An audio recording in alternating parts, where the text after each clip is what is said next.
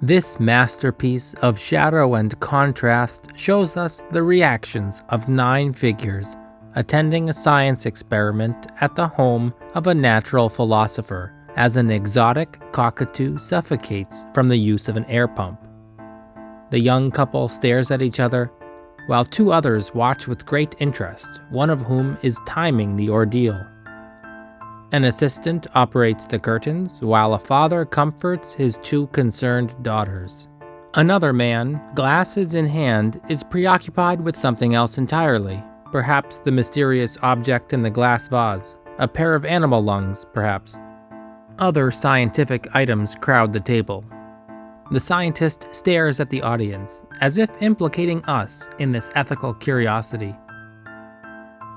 Although we can see the full moon, the primary source of light here is concealed, adding a sense of enchanting mystery.